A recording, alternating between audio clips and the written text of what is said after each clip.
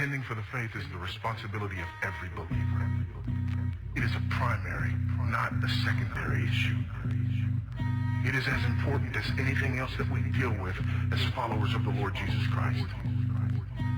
It requires a level of familiarity with God's revealed truth. Why is this so important?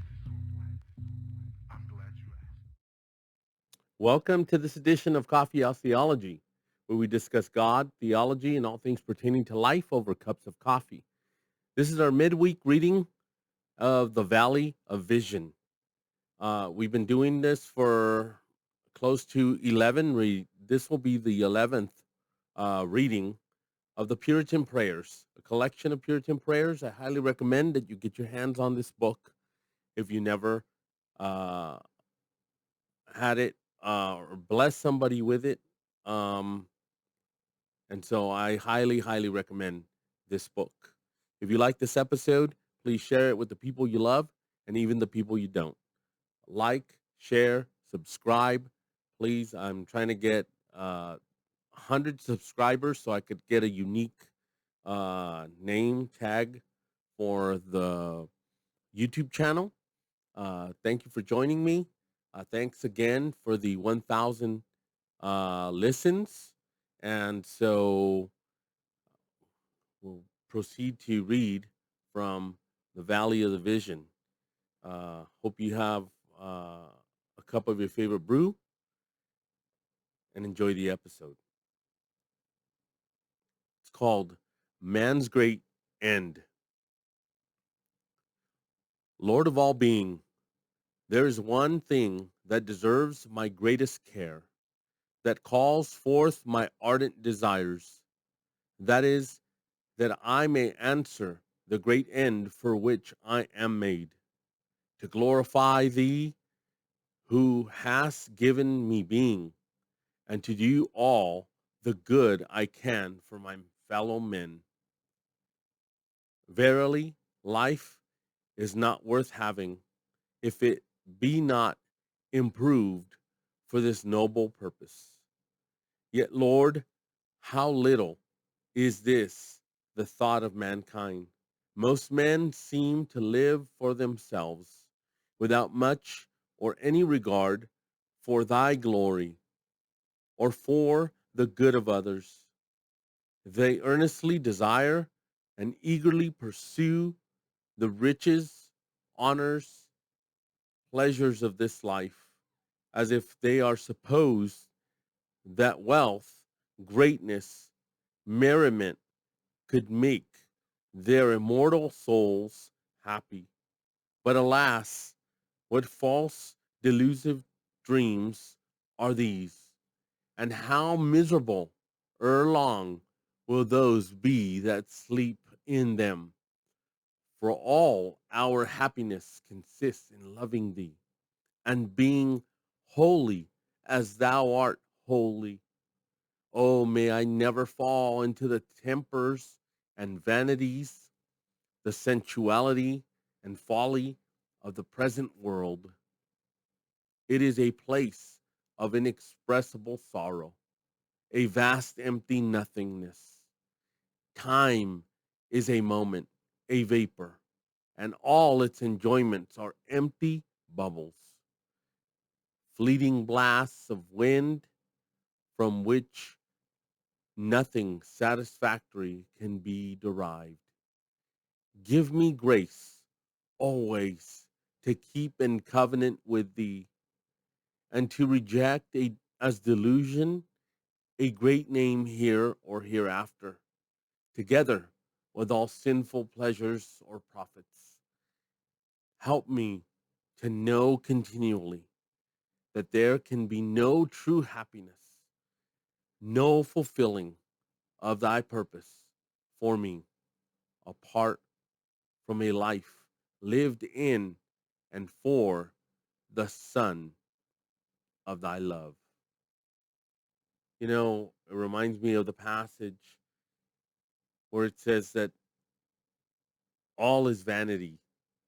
You know, we there is pleasure in sin for a season, but it's only momentary. We need to strive and seek our joy, our the fullness of joy in God, in his presence, because in his presence there is fullness of joy. Think about just life is but a vapor.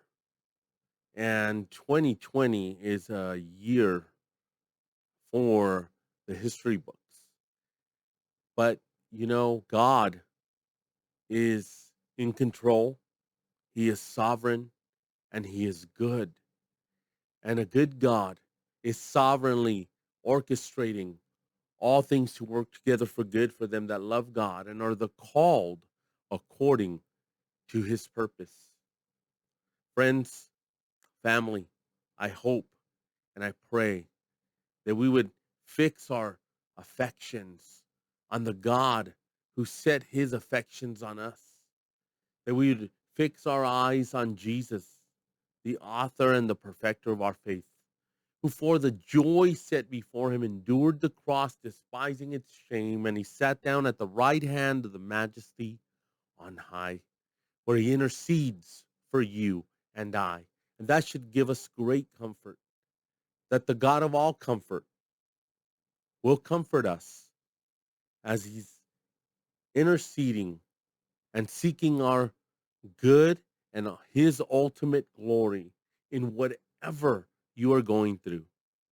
I pray that these prayers minister to you, encourage you, uplift you, strengthen you. Take courage, take heart, and take comfort and hope in the living God. For we don't serve a dead God. We don't serve statues or idols.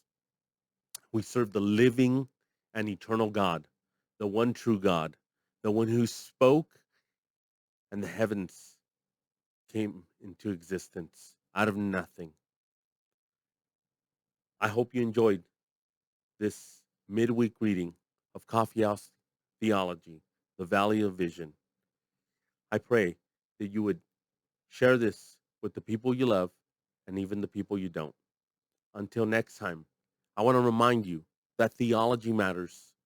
What you believe about God ultimately affects how you live your life. If you believe that he is in control, then you'll be able to fall asleep at night. If you believe that he has his purposes will be accomplished, that he has your good in mind and his ultimate glory in whatever you're going through. As Romans 8:28 says, that all things work together for good for them that love God and are the called according to his purpose.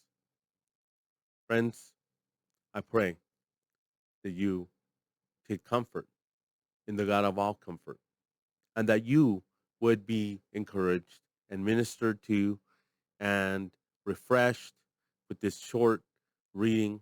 I hope it was edifying. I hope it fixed your mind on things above and that you would join me next time. Remember, theology matters. What you believe about God affects how you live your life. God bless. And I'll see you on the next one. Certain persons have crept in unnoticed. Those who were long beforehand marked out for this condemnation. Ungodly persons who turn the grace of our God into licentiousness and deny our only Master and Lord, Jesus Christ. It's so important because there are individuals who call themselves Christian and are not. It's so important because there are individuals who